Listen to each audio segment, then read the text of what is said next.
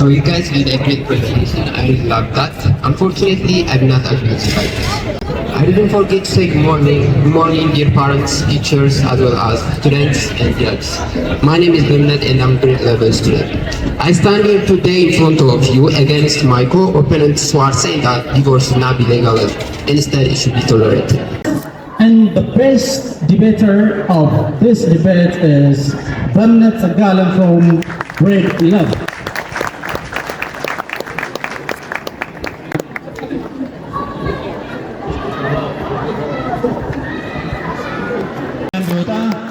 ፕሮጀክት ቀርጻችሁ ይሄንን ፕሬዘንት በማድረጋችሁ እናመሰግናለን። I would like to say welcome to today's very fascinating program. Dear School of Aigoda teachers, all community, welcome. I would like to say again. And moreover, His Excellency, the owner and the founder of the school, Mr. Asafa Aigoda is here. Now, a stage will be coordinated by grade 11 students, and the debate will be on very urgent and smart topic, which is very urgent and very, of course, on some other side I can say is painful circumstance in Ethiopia, which makes busy our court, federal court and the regional court in general. And you will hear the topic from our students. Then I hope very smart program. Thank you. Have a nice time. Please don't make any whispering or murmuring. Be silent and listen. Lina and Naol will come and start leading the program. Good morning, dear parents, teachers, administrators, and School of Aigoda community at large. We are holding a debate program on that both socially and morally significant. Redwan Mohammed, Anabiel Mikhail, Yohannes Mahari, and Cites the Quran. Please give them a big round of applause, please. To evaluate the arguments and guide us with the fair. 5 criteria evaluate your performance. Each criteria have 5 values. First, confidence. Second, fluency. 3, voice projection. 4, counter argument. And 5, evidence based. After that, don't forget all presenters. You have 3 minutes to present. First presenter is Redwan Mohammed. Good morning, everyone. Respected guests and opponents. Beloved teachers, dear parents, and my fellow students, I go by the name Redwan Mohammed. Before I begin, I would like to wish everyone a joyful and peaceful Eid al-Adha that we celebrate tomorrow. May this holiday bring sacrifice, patience, and unity among friends, communities, and also between married parties.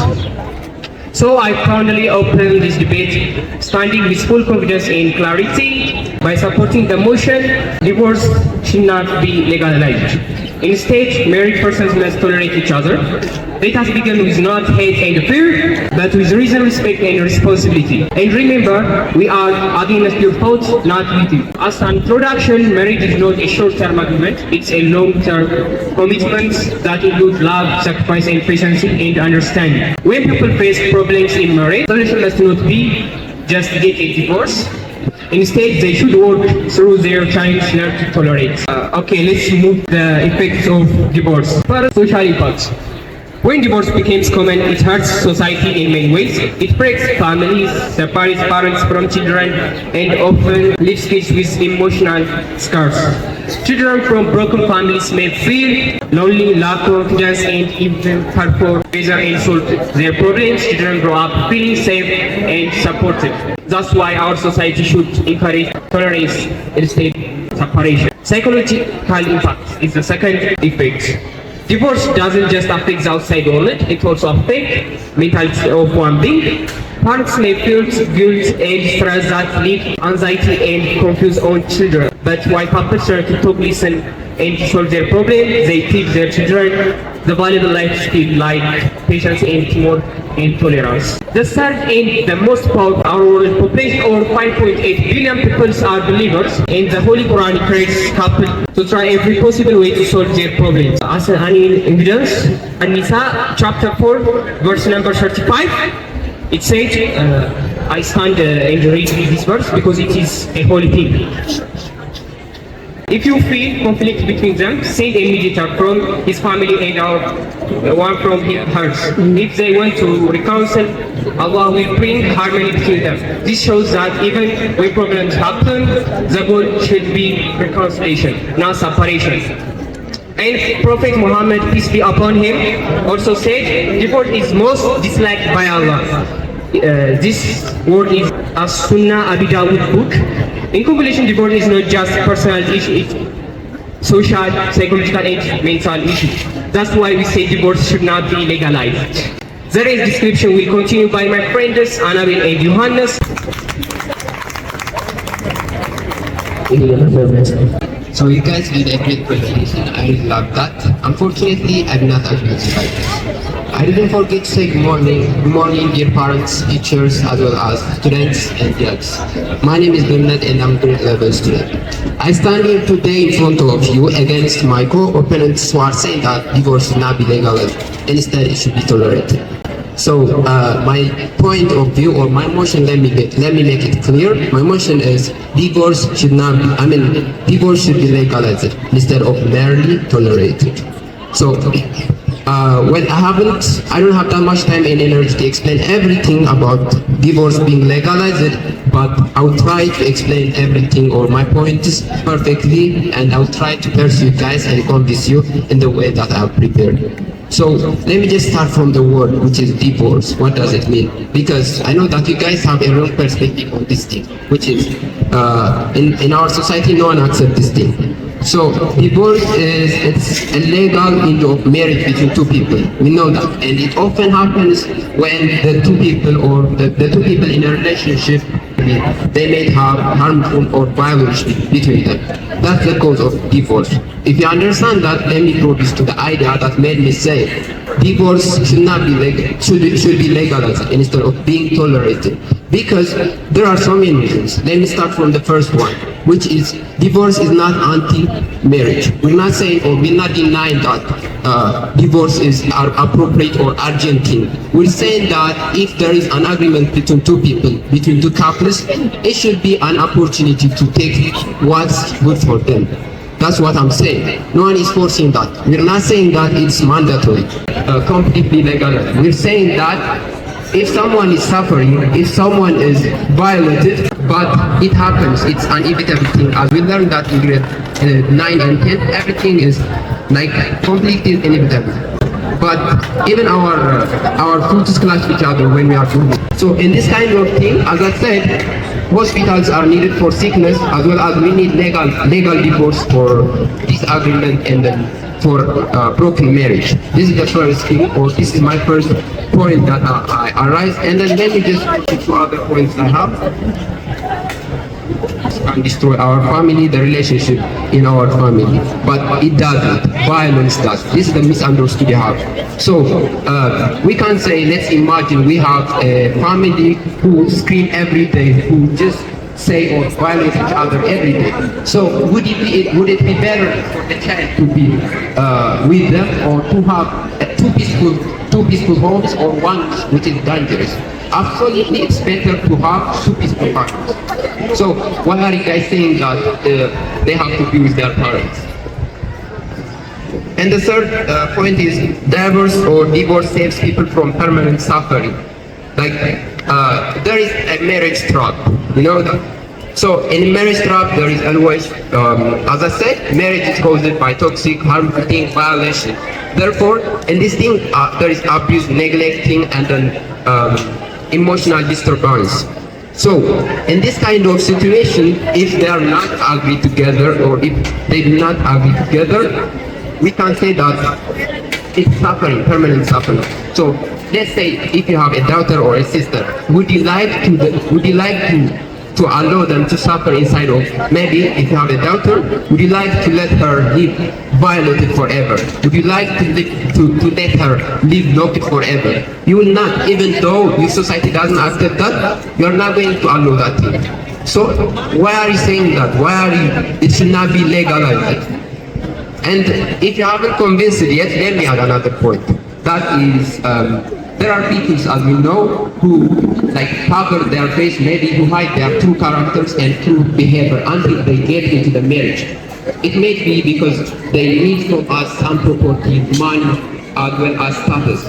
So once they get married, they reveal their true behavior. In this kind of situation, then what we are going to say, it's so scary. We are going to say, how I was living with this person. So you're going to say, you don't want to even live with that person for 1 second after you know that thing. So, like I said, we don't want to live with that person. So there are people like that. So that person should be lived, arrested forever by that. It's not his mistake, but if it was, would you allow him to live forever arrested? You are saying that society or cultural behavior is better than mental health. If you don't have the mental health, how can you say that it's better to like respect the culture? If you are not mentally properly, how can we respect the behavior? I mean, we're going to do another things. Inside of for example, let's say if you are married, and then if the divorce is not legalized, somebody could cheat, and that's another sin in our Bible, maybe in our Quran. So with this all being said, let me conclude my idea. Divorce should be legalized. We're not saying that marriage is it's an evil thing, but it's better to have our mental health. It's better to have our property, and then it's better to keep our mental health than getting married or than being in a violated marriage. So with that being said, thank you for listening to me and for speaking my ideas and my voice. This was my presentation, and then if you have any question, you can ask me. This was my time. Thanks so much. Thank you, Bemnet. To my presentation, I think you won't bother if I sit and present my idea. Thank you. Divorce has negative impact on children. Like if his parents are divorced, the children will be socially alienated, and I will present my idea not simply. There are so many research and evidences I have got. When this is a groundbreaking research that was released on June 1997 by Judy's Wellness Shrine, the research indicates that children of intact but unhappy homes are on average happier in the 2400 and unorganized promotion. We are answering one century and it's been for activity debating about this motion, but I will tell you my idea. And you're also talking about the religion, the Quran, and you say that there is 5 billion believers in the world. But what about those 2 billion? You all must think about that. Matthew 90, verse 9, New Testament says, and I tell you that anyone who divorces his wife, except for sexual immorality and marries another woman commits adultery. If my husband changed his religion when I married him, what am I dealing with him? It's not about God. We always choose God before marriage or before husband, and we should all do that. And also, you were talking about research about childhood trauma and a lot of things, but also there is a lot of research that talks about childhood trauma, impact on women, impact on children nutrition. Impact on children nutrition. Children aged 6 up to 23 months whose mothers experience IPV. IPV is prevalence of intimate paternal violence, were 65% less likely to receive a legal acceptable diet, increasing their risk of malnutrition. In the second one is childhood trauma. In southern Ethiopia, 80% of children and adolescents have experienced childhood trauma with higher rates among girls, 25% compared to boys. For joining it can't be easily. So it's significant 74.12% of young women reported witnessing intern paternal violence during their childhood, indicating a high exposure of children to domestic conflict. So you are saying that nobody deserves to live in this kind of household. We all deserve peace. Peace is the most fundamental thing in your life. If you don't have peace, then what is left? If you have no peace, you can get your education, even you can't be held mental health should always come first. Thank you for listening. Thank you for all presenters. Our ready points are amazing. So next we will proceed for grade 10. We have 109, more than 193 countries in the world. Most of them, more than 196 of the countries in the world allow amendment. They allow divorce. It's legalized because it's useful. So do you believe the smallest person or the majority person? We have to talk about majority because in this world always there is exception. So maybe it will be because of the problem. To step with their sons and the daughter. You see, when you meet your sons and the daughter, once you will never get him or her anymore. You know, let me say once more, life is in prison when we forget where my son and daughter is, the four parents, you do have a number of problems to follow your sons and the daughter day and night. For those students outstanding in the smart point, I would like to say congratulations again. Just sitting at the side, tomorrow you will be ministers, ambassadors, and owner of different companies. Don't forget that. Don't see yourself as if you are today. Tomorrow will be some smart day. Thanks so much. Let me call chairpersons, those making the debate process. Mr. Netsanet will come to the stage and then we'll listen from them how it was. Who was the winner? How they win? Mr. Netsanet, welcome.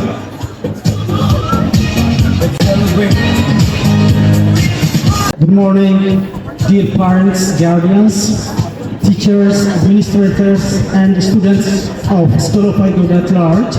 I would like to say congratulations on this remarkable achievement, and especially the awardees. Once again, I would like to say congratulations. Something that I would like to say having to do with the debate is, I will state out my idea. The first thing, why the relevance of this debate? Before that, however, let me say something. Just taking the springboard of the words that were thrown from the debaters to strengthen their idea through the logical way, the debaters were raising fundamental ideas, crucial, powerful words from the Holy Bible and both the Holy Quran as well. And just that leads me to take another word from the Holy Bible as well.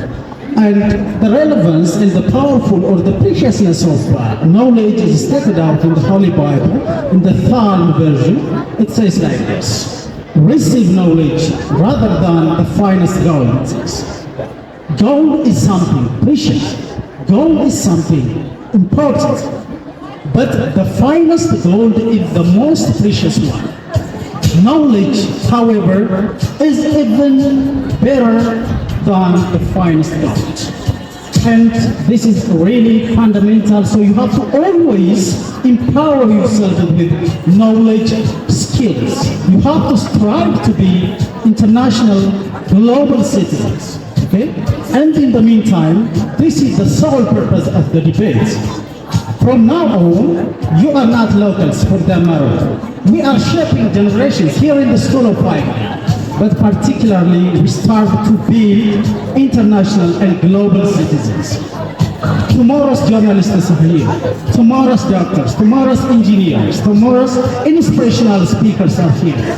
So this is the right place and the right time to practice this kind of things. So unless you use this podium, unless you use this chance, how could you scale up yourselves in such a way? How could you make yourselves international citizens? So that is the purpose of conducting this debate. And in my part, it was absolutely marvelous to see this kind of debate at this grade level.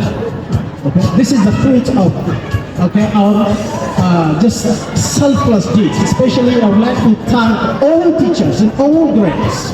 Okay, this is not an overnight achievement for that matter. It is starting from the KG level all the way through to this grade. So once again, teachers, just take this great gratitude to you, and you deserve it as well. And when it comes to the debates and the debaters' criterion in that matter, We, the judge, try to be as objective as possible, and that's why priorly we set the criterion for the debate, each holding 5 more grades. The first one is confidence, the second one is fluency, the third one is voice projection, the fifth is counter argument, and the last but not the least is evidence-based argument.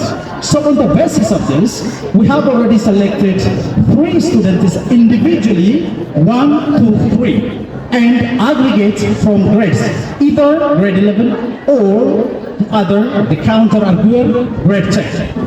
Okay? So now I will announce the winners.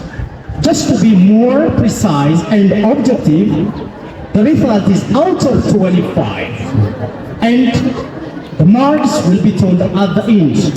Ready? So, individual based performance under the stated out criterion. The student who stood third is Johannes Mahari. Redwan Muhammad. Okay.